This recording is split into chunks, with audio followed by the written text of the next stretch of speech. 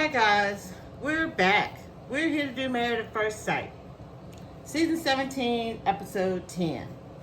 Was I gonna? Okay, so the way that I'm gonna do this video is I'm gonna talk about Married at First Sight, and then I'm gonna let you know when I'm done, and then I actually want to talk about Umar Johnson, and I think that's what I wanted to say. Oh, and thank you to people who are liking the videos. And what else? I think that's it. Just a thank you for the support. Okay, so we are starting episode 10. And we're looking at, I think, Cameron and Claire. It's the the morning after the party.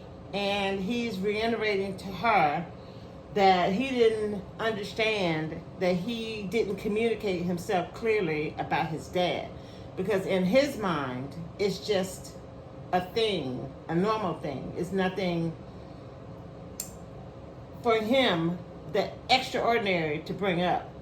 But my thing is, you know that you're in a new marriage. So even if you like strawberry ice cream, that's something that she would need to know. So I don't know why he felt that that was such an afterthought. Kind of makes me wonder what he has told her about his mother. Does she know anything, about her either? So that's interesting. On the after show, he shared that when his mom and dad divorced, his dad really took it hard, and it affected his health in a negative way. And that happened when I think he said he was 13.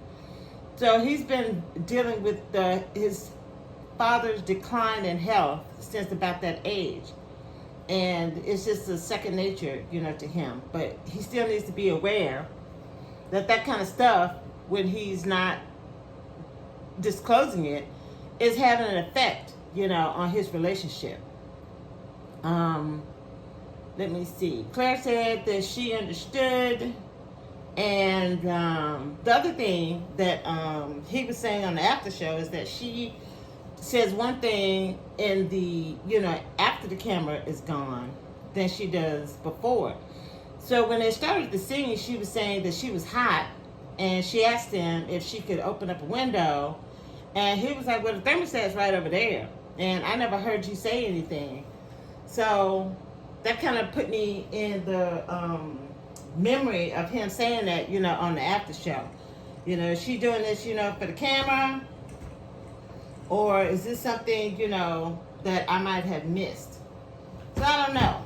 I don't know about that. But I got this heater on, so I have to turn this heater off.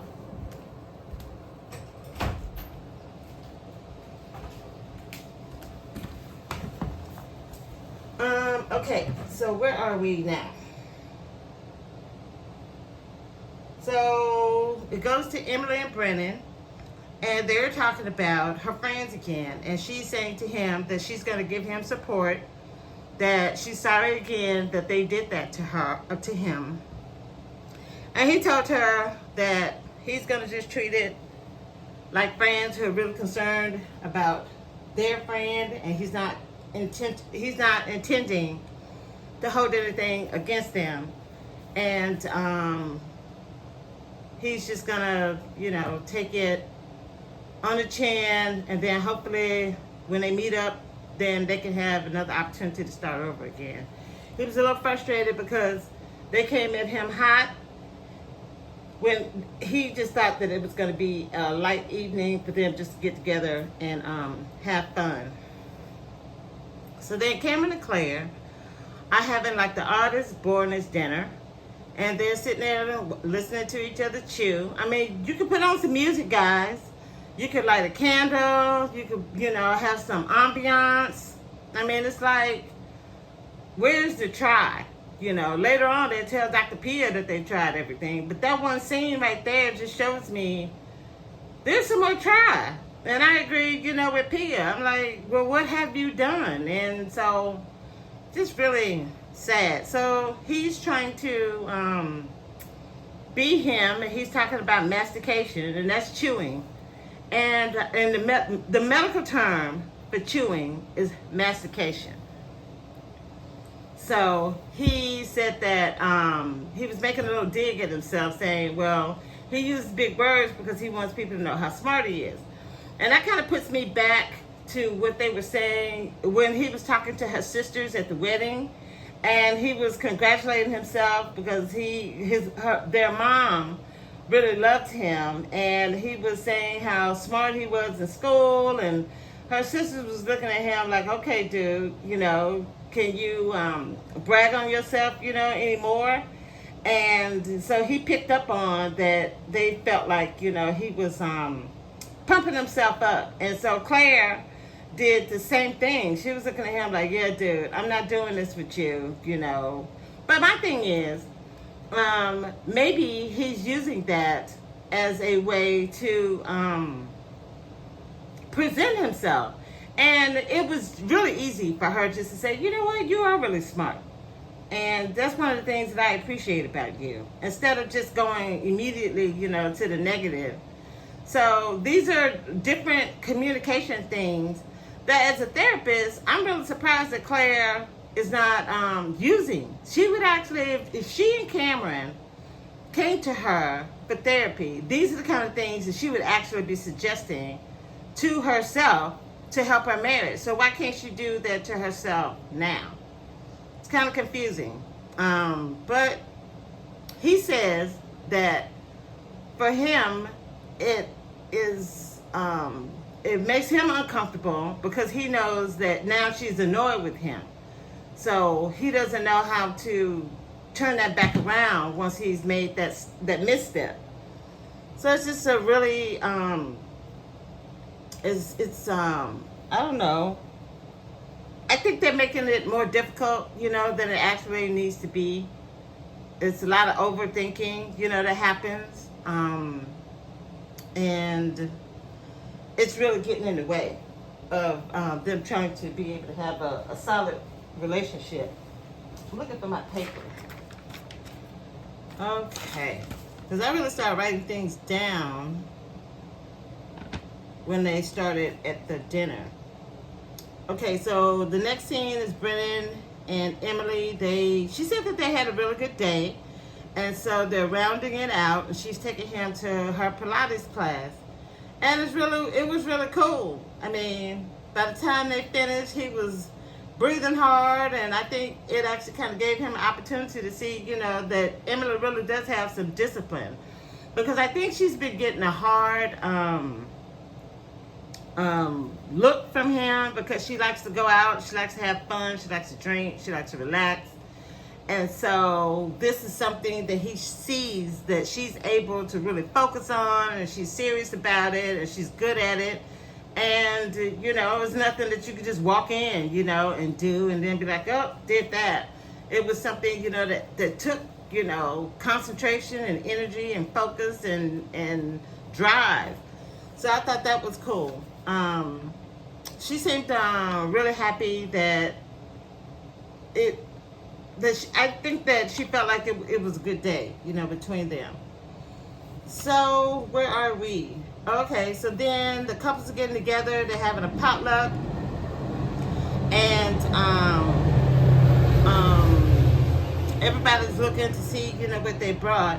And so Brandon was like to Cameron and Claire, "Oh, is that all you brought?" And Cameron was like, "Well, we can't each bring things to feed 8 people because then we'd have too much food." So then Brenda was like, "Oh, okay." So then Lauren came in. She had a charcuterie board, and oh, you know what? But I'll add that in when I talk about Cameron and Claire again. So Lauren came in with her charcuterie board, and then they asked her where was Orion, and she said she didn't know. She thought that he was coming. Then he came in behind her, and he had dessert from his friend's bakery. And so then Brennan kind of kicked everything off when he let everybody know the things that he and Emily are going through. That he doesn't really have any romantic feelings toward her, and they're trying to work things out. He said he wanted to kind of be transparent because he didn't want to give the impression that they were in a different place than they actually, were. And then Lauren was saying that she admired, that they're still working on it and that they didn't just quit, when things got hard. And so then she and Orion start talking, and she just kind of, he said that he wanted the divorce, and he was telling her that their conversation was just something that just kept throwing him off, because they'd be cool one minute and then the next minute they'd be in disagreement, with each other. So it was like a back and forth. But my thing is, even though she may have, made missteps, the level of hurt that he went to was so deep that it was kind of hard to keep things, at a point where they could still keep the conversation, flowing with each other. So that's a responsibility that he actually needs to take on to himself. Because again, when I'm thinking about Cameron and what he said when they were on that bus going to the airport, I mean, Cameron is from New Zealand. And there is a tribe over in New Zealand that was there before white people, actually showed up. They're called the Maori people. And they have been colonized. Those people they don't enjoy the benefits of that little small place, New Zealand, that the white people do. So for me, it would have been more offensive to me as an indigenous American Indian to have this colonizer from New Zealand sit up and talk about, let's not stray too far off the reservation. I would have been 1,000 times more offended by what he said than what Lauren, did. All she did was laugh at him, because the skin was turning red. And it wasn't, something that she was doing in malice, whereas he doesn't even know where Cameron could have been coming from, when he actually said that. So I've been looking, and I actually think that Lauren was really right. She was like, well, why are you more mad at me now as your wife than you were at a dude that said that, to you on the bus? So yeah, Orion has some issues, that he really does need to deal with. A lot of people saying that Lauren has, issues, and yeah, I'm sure she does. But he has plenty of them, too. So she was saying that she didn't appreciate him saying to her that she failed the marriage and that she failed him. She said she felt slut-shamed. And she said that he changes what he says to her. So he's not consistent in his communication, and she's tired of it. And she told him that she feels like he's a gaslighter. Because he was like, well, if that's your truth, then that's your truth. And she's like, no, it's the truth. It's not my truth. It's the truth. And if I'm holding myself accountable, then you're going to have to hold yourself accountable too. And he's like, well, I don't know what I'm supposed to hold myself accountable for. See, that's the problem. That is the problem, because she didn't cause all of this by herself. There was input from both people. And like she said, if she's taking accountability for her stuff in the situation, it takes two, Orion, for y'all to be here. And I really don't, when I looked at that Kevin Frazier episode that they did Wednesday, I actually agree with one of the ladies. I can't remember her name right now. But she was like, yeah, it's a lack of maturity. And I really do think that Orion lacks, maturity. So I actually agree with that. Okay. So he was saying that his feelings on the honeymoon changed from the way it was at the wedding and, like at the beginning when they were getting, to the resort. And he feels like that's something he can't come back from. So he didn't feel like it was fair to keep her in the relationship. But it's like he really doesn't understand what marriage is. And that's, again, a lack of maturity. Y'all gonna hurt each other's feelings. You're gonna say things that are out of place. You're gonna have to forgive each other. You have to bend and move and stretch and grow. This is not you just coming in as Orion and then staying where you are. It's a growth period. We all have to change. If you think that you're going to just be able to be you and stay the same in a relationship, then you're not going to be in that relationship too long. So, where are we? Okay, so that's what I said. The arguments and disconnect in the communication was something that he had a problem with.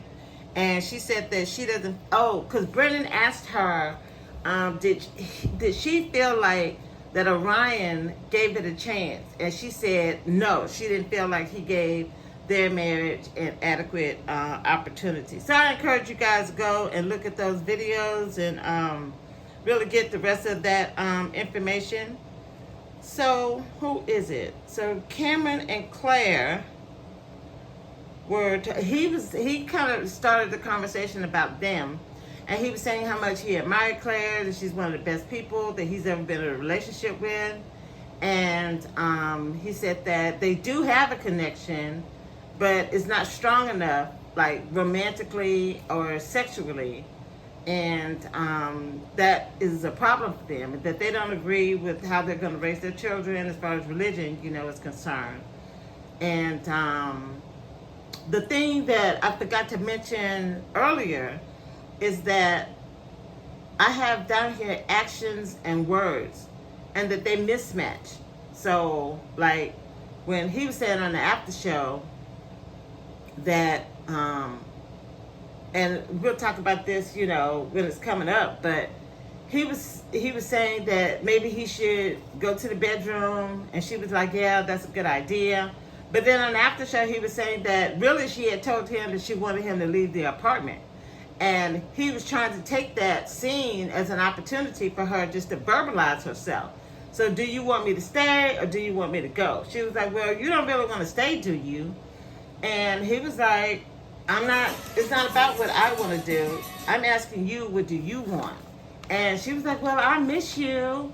And if you want to leave, I don't want to make you stay if you don't want to stay. But she's not being clear. So if you're telling him off camera that you don't want him to be there, and then he's giving you this opportunity for you to say it and be honest, but then you're not taking that, then it kind of, makes me start looking at Claire like, what's up with you, girl? And see, this is the hypocrisy thing that I'm talking about that Christians, hold. So she's giving us the impression that she's one way, on camera, but then off camera, she's a totally different way. Like he said that she doesn't want him to be affectionate, with her. She's telling him, hey man, you need to keep your hands, to yourself. I'm not at that point, so don't be trying to grab on me and this, that, and the third. But then she's saying about him, that his words and actions, don't line up. Because earlier in that conversation that they were having at the apartment, she was like, well, it's kind of hard for us to kind of be affectionate, because you're not feeling that way either, right? And he was like, no, I could be affectionate, with you. And she said on the outtake that was some new information, for her, because he doesn't give her that impression that he really wants to touch her. But then he's saying, like in the after show, that she's telling him that she doesn't want him to touch her. So yeah, somebody ain't telling the truth. And I don't like that. I don't like it. I don't like it. And with this kind of confusion, then I don't really see them, staying together if they can't come on one accord and be able to be, like I just said, frank and honest, whether you're on camera or not. Okay, so then who was talking? It was Becca and Austin, after that. So Austin said that he is the slow one. And Becca said that, she's really trying to be patient, with him. And it really made her sad that they're all having, issues, in their marriages. And it just really, it makes her hurt for everybody, not just her situation, but everybody even more, just knowing that they're not vibing, Everybody wanted this so bad, but now that they're in it, they can't figure out, how to make it work. And so then we see Lauren crying after the potluck is over, and she falls down. And I really was glad that the producer came and talked to her and encouraged her to get up and go, to the room in private, and have her moment. I still think she's grieving, And it's just another grief on top of the grief that she was already having, for her mom. So I know that she's going to, that time is going to be one of those things that's going to help her. And I know we're all waiting for that. We don't want her to continue to suffer, in this mess. So Cameron and Claire talk after they get back to the apartment, and they feel like Austin and Becca are avoiding serious things because they were saying, or Austin was saying, that he and Becca haven't gotten to the religious conversation in depth. They just kind of talked about it briefly, and they haven't talked about kids. There's certain deep conversations that they haven't had yet because he still wants to try to do some connectivity. And Cameron was saying that avoiding these topics is not going to really make it better. At least he and Claire are actually meeting it head on.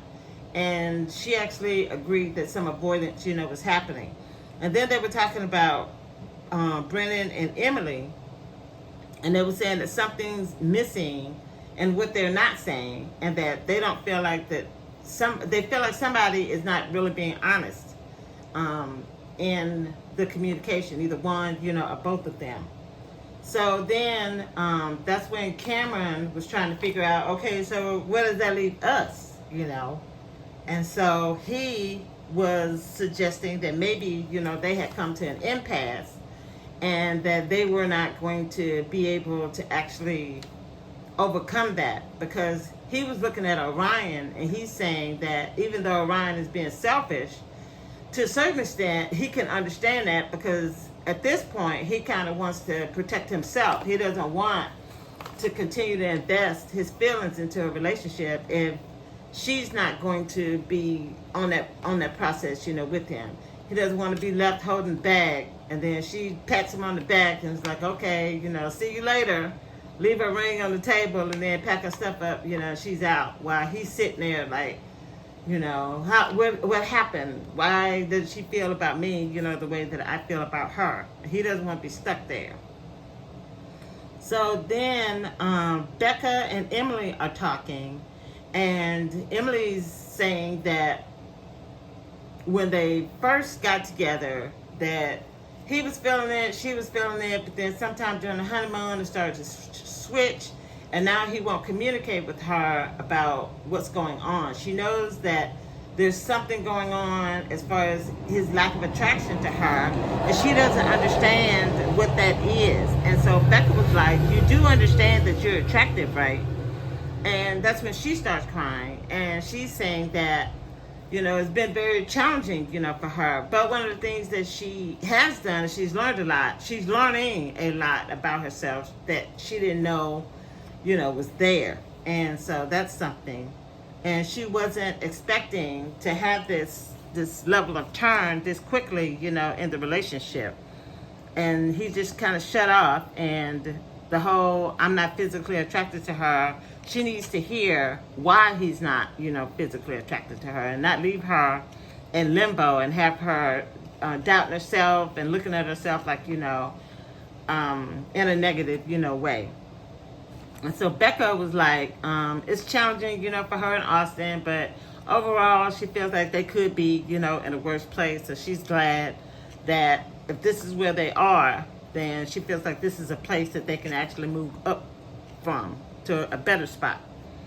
And so Austin is talking to Brennan, and he's saying, I think he said to Brennan that he's just, still processing, what's going on. And then he asks Brennan, is this something that if it's not a spark and you can't get it at the beginning, or is, you giving up, or is it something that you can grow into?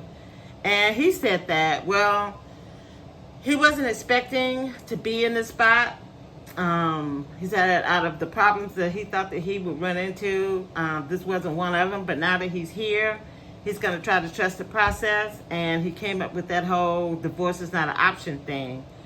And I'm like, okay. So then we got Pia is talking to Cam and Claire. And she looked and she saw that they didn't have their rings on. So she's like, okay, what are you not telling me? And then that's when Cameron was like, well, the chances of us staying together are grim. What did he say? He said that the future is bleak for them. And so she was like, wow, this is a heavy conversation, so new. There's been a lot of changes going on around you and even in your relationship and individually. So with all of this change and all of these emotions going back and forth, why don't we take a step back and see if there's something that we can actually find that is working, that can make you more compatible, so that we can put it in a better, spot and not give up on it, so quickly. So she was saying that all of the serious talk that they've been having about the children and religion and, all of this is like, and then with everything going on, like with Lauren and Orion, that kind of thing, just a lot. So she's telling them that this could be fatiguing, and just to stop talking about serious stuff right now, focus on having fun with each other, and just kind of, take the stress out of this whole situation. And so Cameron was saying to her that in his mind, he doesn't want to get hurt. He's trying to do what he can to protect himself because he doesn't want to be at a level of vulnerability. Like I said earlier, and she's not at that same level of vulnerability, back with him. And so she gave them the suggestion. He said that he thought that it was some really good advice, but he wanted to have some time to think about it before he actually said that this is something, that he could, agree to. And she said that, yeah, she thought that that was fair. And so then she meets with Brennan and Emily, and she was asking Brennan, well, what is it about the situation that's turning you off? And he did that whole thing with her that he did with Cal. And he was like, oh, well, let's be mindful, of Emily here. And Emily's like, I appreciate that he is respecting, he's trying to respect me. But I'd actually rather hear what he actually has to say. Because then if I know what's going on, then maybe we can figure out, how to fix it. And so she and Pia were in agreement, but Brennan still was waffling around talking about he doesn't have any feelings. He does have feelings, because when he was on the after show, he was talking about some of the things that they had talked about on the honeymoon that really was a turnoff for him. And that's exactly what he should have told her and given her the opportunity to communicate, herself, instead of staying locked in his head. He's judging her. Like, he's judging her about her money. He's judging her. Oh, okay. My thing went up. I'm sorry. He's judging her about her money. He's judging her about her dating, her lack of relationships, all of that. And it's not fair. It's not fair to Emily, because he needs to communicate himself. He's not, he can do this. Brennan, you have the opportunity to actually to communicate, yourself. I don't know what's going on with this, why I won't focus, but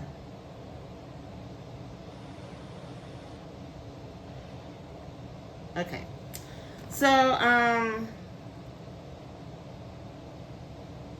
yeah, so that was a cop out. I think when he's saying that, oh, well, this is my wife, And so she was like, well, okay, Emily, I see you making faces, he's talking, what's going on? Because these faces, they mean something. And he was trying to talk to her because he was saying that he didn't want her to get too much in her head about what he was saying. So he was saying, well, let me talk to her. And she was like, well, no, I'm going to do that. And so they got into the whole back and forth.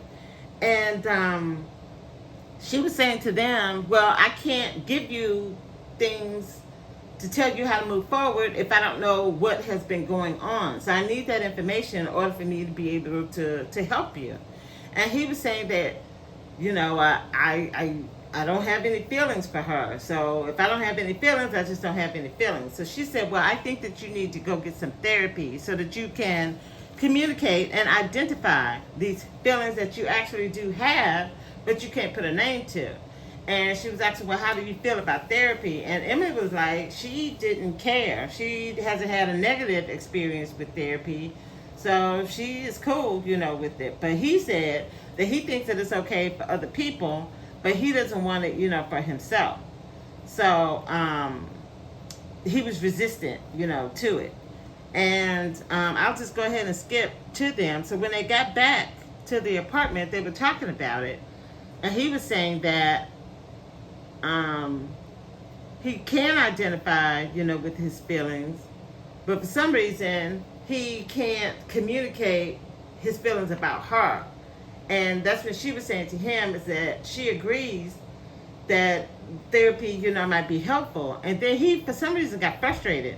And she was like, well, I don't understand how, because I'm in a good place. I'm not in a negative place. So how did this conversation end up turning into a negative, situation? He was like, well, that wasn't my intention. And she reiterated, yeah, well, this is why, I think that therapy, would be a good idea for you. And he's like, yeah, that's not going to happen. So I don't know. I mean, Brennan is, he's interesting. On the after show, Rudy was telling him, she was trying to get him to understand that, yeah, you do have feelings. And for some reason, he was able to understand what she was talking about. But when Dr. Pia, was talking to him, he just was kind of blocking her out. And it kind of reminds me that before she actually came to the house, they were talking. And he was like, is this therapy? And Emily was like, yeah, it's therapy. He was like, well, I wonder what her, he was kind of like what her agenda, is going to be. And Emily was like, well, you can ask her. And I thought that was a really good, answer. So, yeah, he has this thing with therapy. And I don't know why he's suspicious of Dr. Pia, because he had to meet with her when they were going through the process. So it's kind of, I'm suspicious as to why he's so suspicious about her. I don't know. That was kind of confusing, to me. So who is she talking to now? She's talking to Austin and Becca. Yeah. And they were talking about sex. And, of course, she's saying she is cool with being intimate. And he said that his hesitation is something that he's had to go through with other people that he was dating. So this is not a new situation, for him. And then Dr. Pia was asking, well, okay, if you're talking about just intercourse, what about things other than intercourse? Is that something that you're open to? And he was like, yeah. And so Becca was looking at him like, okay, this is news to me. And I'll skip ahead again at the last scene when they were on the couch. And he was like, oh, was that surprising, to you, that I'm open to doing new things? And she was like, yeah, because you already know where I am. So if you want to, help keep this train on the track, cowboy, then you should be, trying to get your lasso and rope me in. Use your, your male tricks, those things that, you guys do in order to, make it happen. So, yeah, I am surprised. And so he said that, yeah, no, he's cool. And so they ended that scene, with them agreeing that this was something that they were going to do. And then we're waiting, for the next episode. So what else do I have? Okay, she was talking to them, and she said that just talking about sex often can be, a kind of foreplay. It's kind of what Lauren was trying to do with Orion when she told him that she had just had sex 2 months, before they got married, and just killed that whole vibe. So, I mean, I think they could use some tips on things to talk about when they're talking about sex so that it doesn't derail Dr. Pia. Hopefully, she actually was able to have that level of conversation with them, once the camera, was finished. Okay. So, yeah, I have here when Cam and Claire were talking, and he was saying that he was going to go to the spare bedroom. And he told her that he really wants to love her, but he doesn't want to hurt. And she, like I told you before, she did it again. Well, you want to leave, right? He doesn't want to leave. He wants you to tell him whether you want him to stay and work out the relationship, or whether you want him to go, like you told him when he was off camera, Claire. So I thought the thing that she said that was really good is that, well, Dr. Pia said that we need to stay present because you're now talking about the future, and I can't meet you there at that conversation. But I can I can meet you here at the present and talk about, things that we are here to do now. So when he suggested moving to the bedroom, to the spare bedroom, she agreed. So I thought that was a good way for her to stand her ground and then not feel like she was being pushed around by Cameron making his demands as to whether or not, she was attracted to him. So we'll see what these couples, are going to do. I don't know. I'm really sad about this season. I'm sad about where we are, as a people. We're in so much trouble. We are. So I think that is where I am with this episode. I decided that I'm going to go ahead and load up the one for Kevin Frazier because they have some upcoming scenes in it that I think is going to be important, for you guys to see. So I'm going to do that. And this is going to be the end of this review. So anybody that doesn't want to hear what I have to say about, Umar Johnson, then y'all can click off now. And thank you, for your time and attention. So yeah, with Umar Johnson, I have this clip from O'Shea Duke Jackson. Where is it? Oh, come on. I had it all ready to go. Now I can't find it. Here it is. Hopefully, yeah. Taking sides, people are speaking on the issues. But Dr. Umar Johnson has responded to people who have been asking him about his take on the matter. Peace and Pan-Africanism, peace and Pan-Africanism.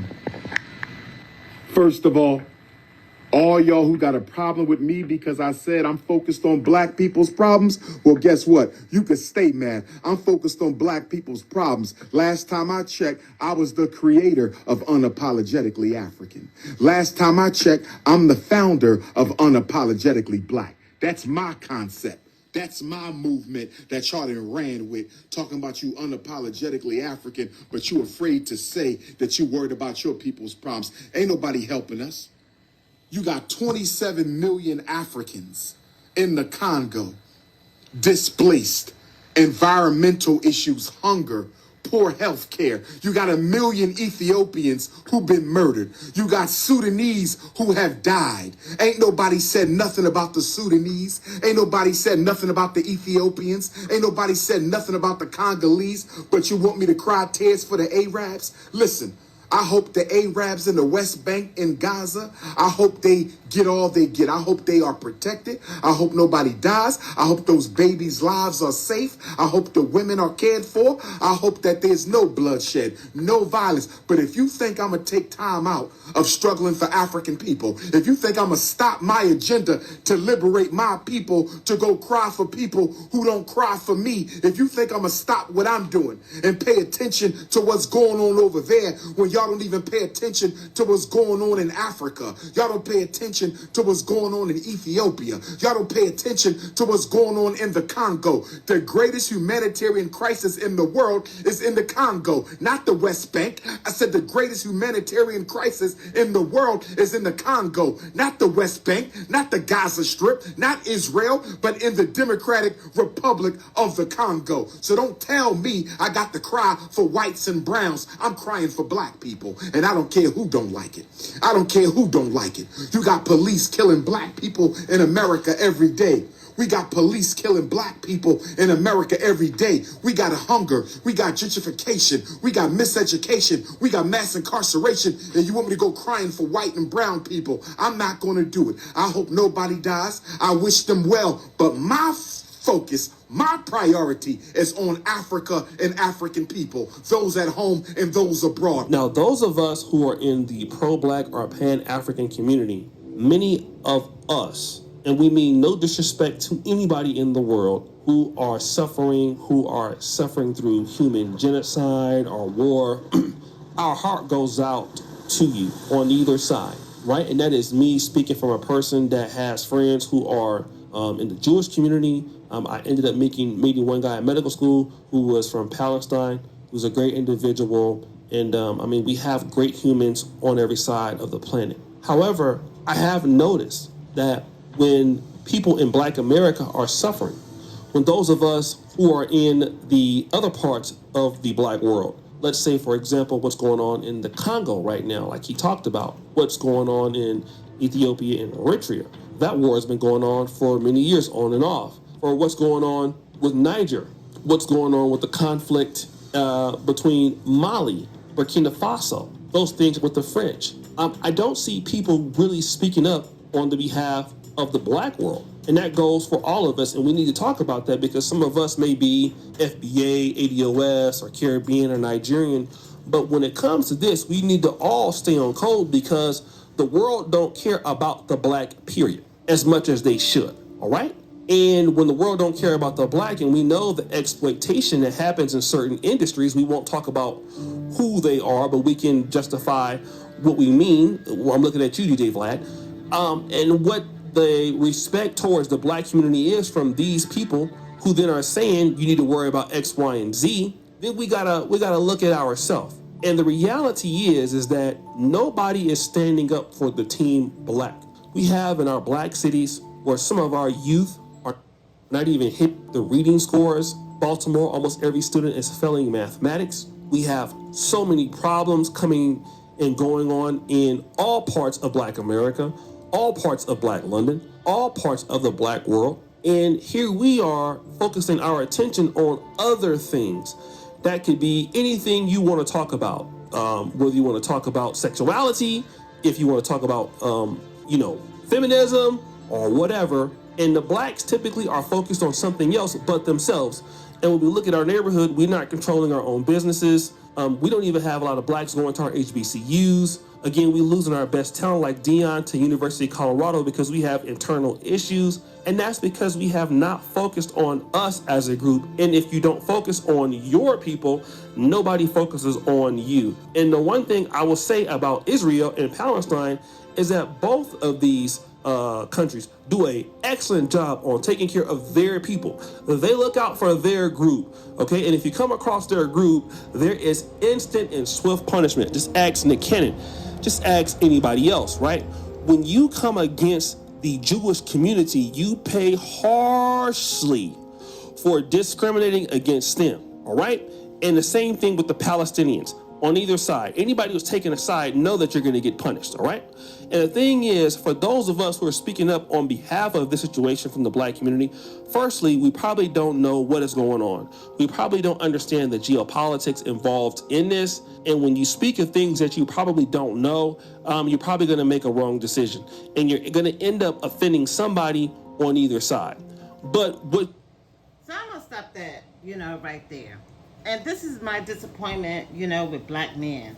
So remember when I did that video when O'Shea Duke Jackson said that he's not interested in helping the children whose parents are not able to be there, like somebody's in jail or somebody's on drugs or somebody is just really not giving the children the attention, that they could, that they need in order for them to be put in the path of success. He said that it's a degradation for Black men such as himself to take that time out. He wants his own kids. He don't want to have to go and pick up and take care of somebody else's kids. Well, see, all of this talk about Pan-Africanism, we got to be with our own.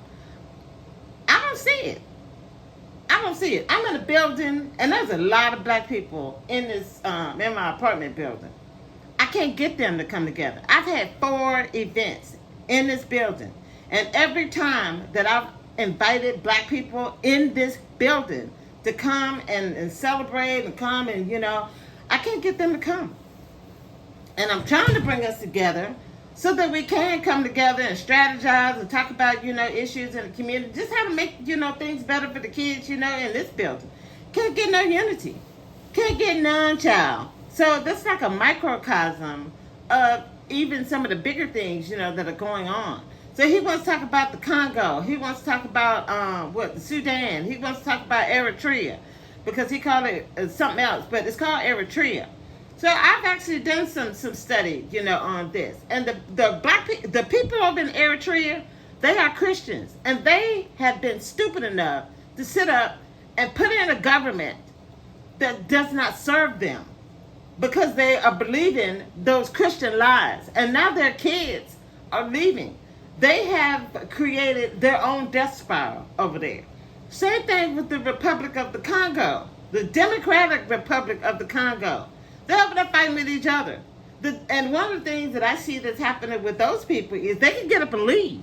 Those people and the Palestinians in Gaza, they ain't got nowhere to go. Egypt is not letting them in. Israel is not letting them in. They can't even go to the ocean. If they even tried to build a boat and go to the ocean, the Israeli death force would kill them. So these people are trapped, and they are systematically coming from the north to the south, obliterate these people. So then what? We got the Sudan and all of that. Their government is corrupt. They're allowing capital to come in and take all their resources.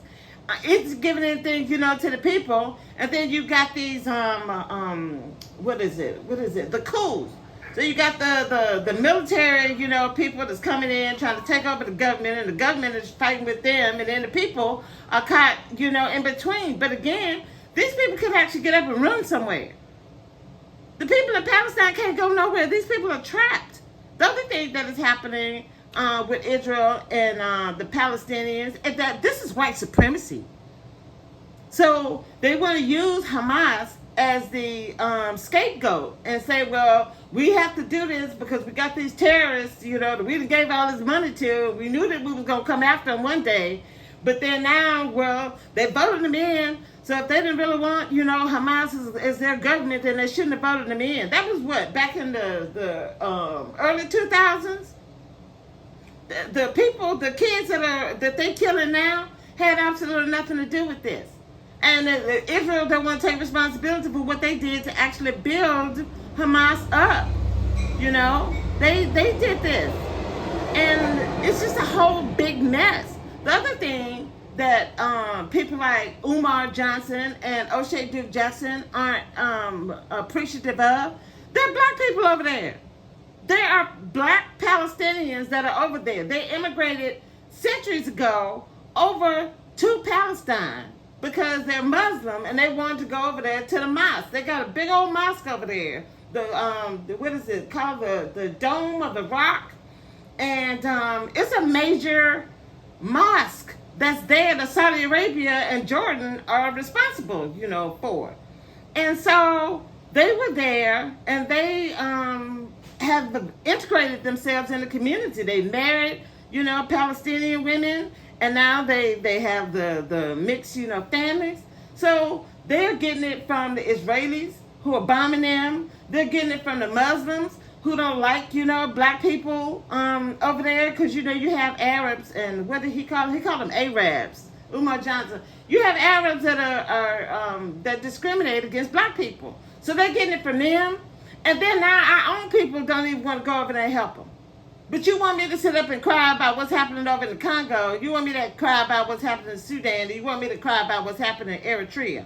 Then the other thing is, O'Shea Jackson don't even want to take care of the kids that's here. He over in Africa.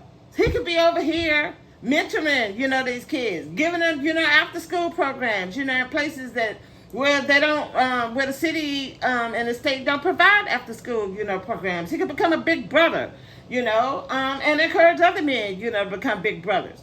So Same thing with Umar Johnson, with the school that he was supposed to be building, all these years ago. He didn't raise all his money, for the school. And where is the school, Umar? But you sit up focused on what's happening over in Africa, I want to hear more about what you're doing for the people right here, in the United States, because there's a problem.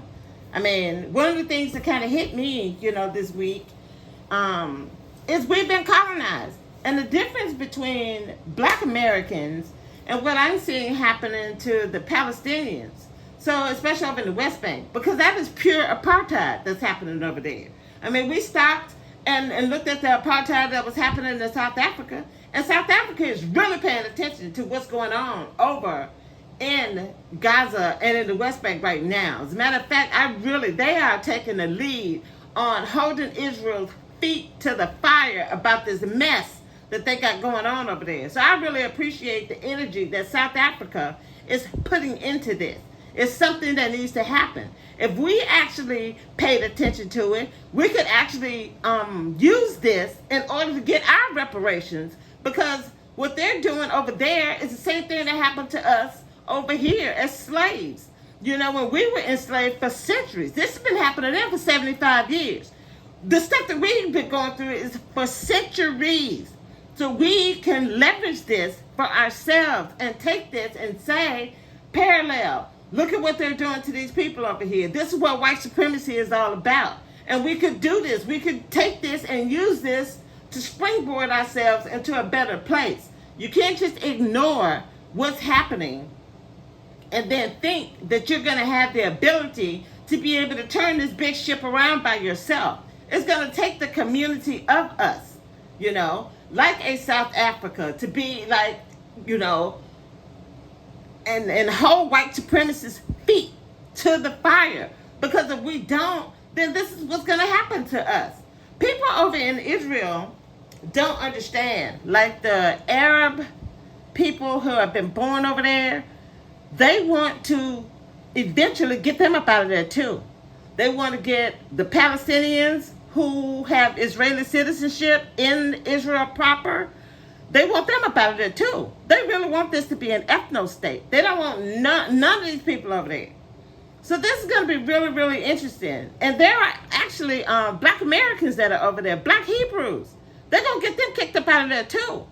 So this is something that is bigger than just Arabs and Jews that are fighting, with each other. This is a whole situation that needs to be studied, and if we can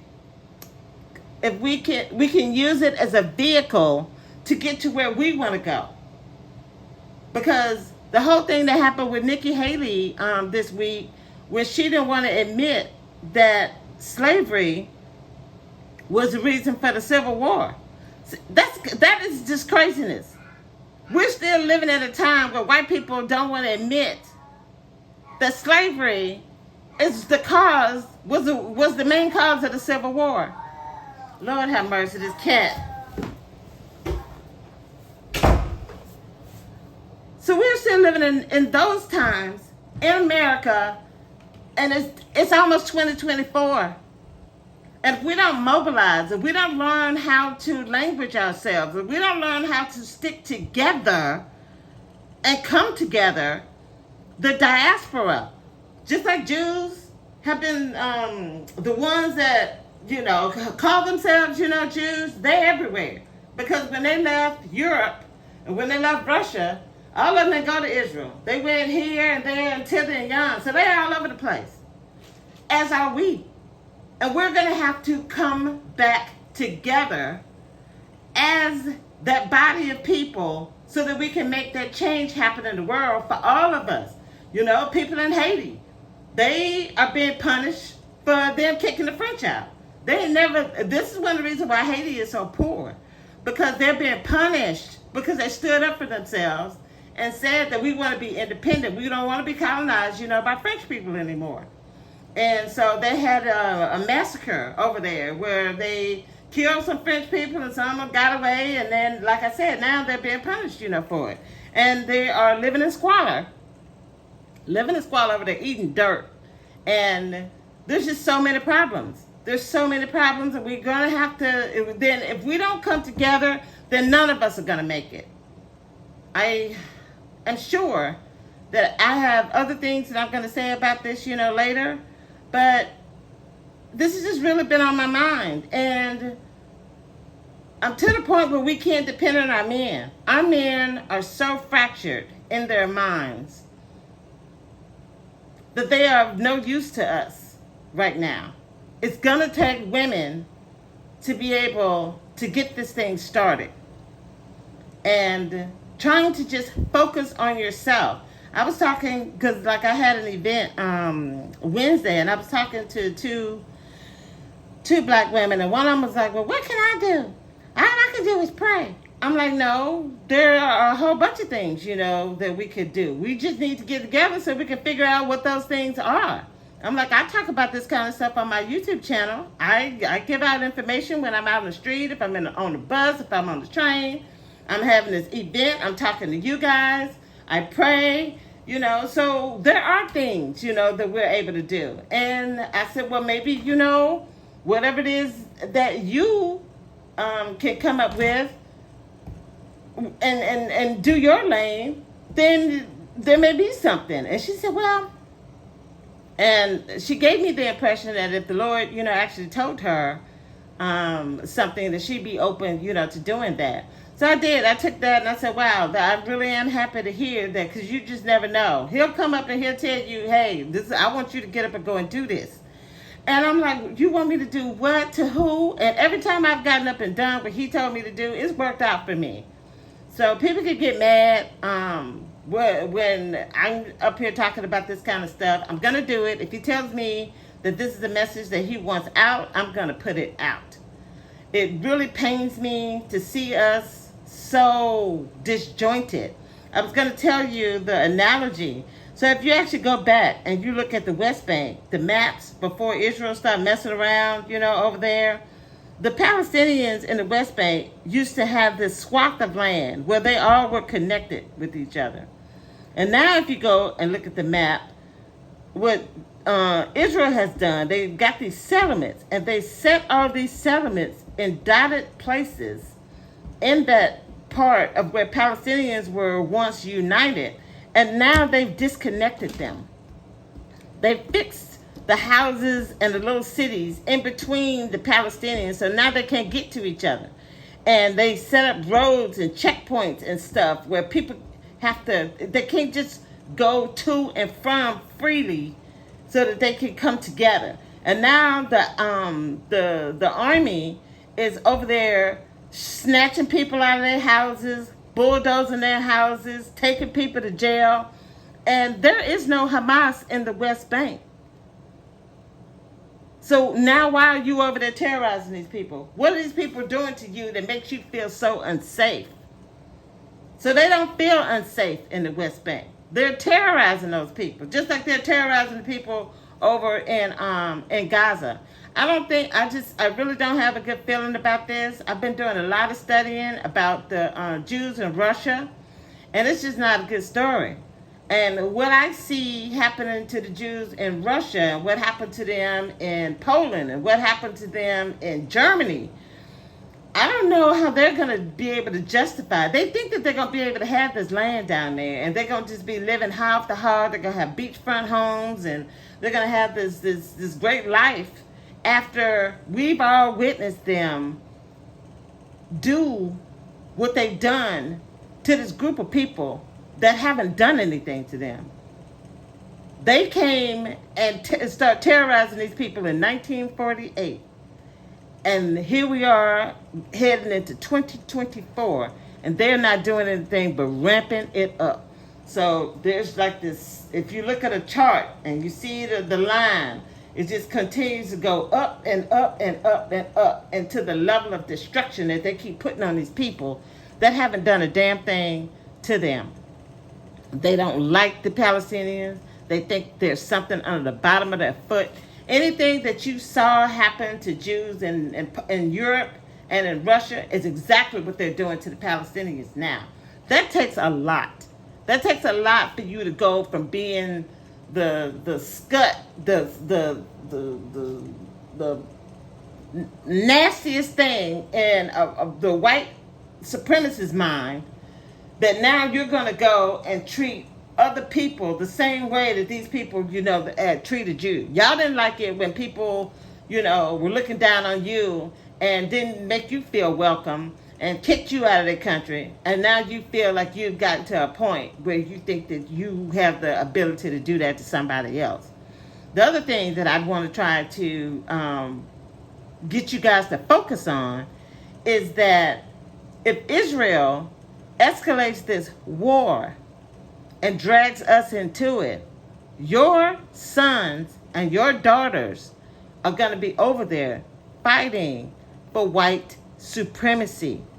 We're already doing it in America now. So they sent us out to Afghanistan. They sent us out to Iraq. They sent us out to Syria. They sent us out to where I can't remember where, Somalia. They sent us out, to Lebanon. They sent us out to Libya, Then they want us to turn around and go fight China. They want us to go fight North Korea. They want to go and help Taiwan. You're fighting for colonialism. I was in the army. I was stupid. I was like super stupid. So when I call other people stupid, I talk about myself. To go sign up to go fight for fascism and colonialism and for white supremacy, that's stupid. And then if this thing ramps up, like I said, with Israel, with the Houthis and Hezbollah, and then Iran actually steps in, and then you got Turkey, and then you got Saudi Arabia and them getting into it, this is not going to end well.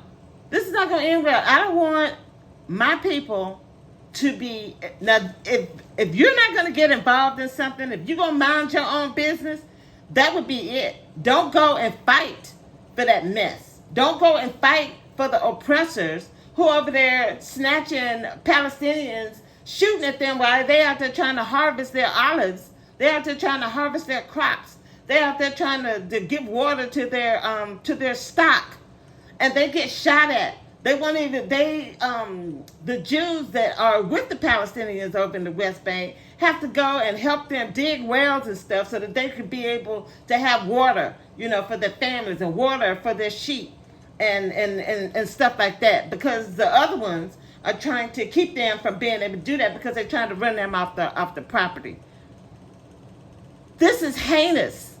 And I don't want to see American soldiers dying for that bullshit that Israel has going on, for the genocide and the apartheid that they have going on. So this is the kind of stuff that we do need to be paying attention to.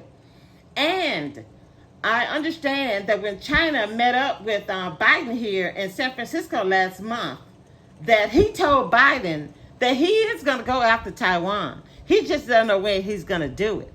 So that's going to pull us into a global morass that nobody wants. You do not want this. Because if China gets into this, then we're going to be fighting too many fronts. Israel is already going to start fighting too many fronts. They don't have enough people to fight Hezbollah and the Houthis down in Yemen and go over there and do what they're doing in the West Bank and fight Hamas. That's 4 fronts. The people that they had to go down there to fight for them right now over in Gaza, those people came from all over the place. You got people that left the United States to go over there. You got people that left England. You got people that left France.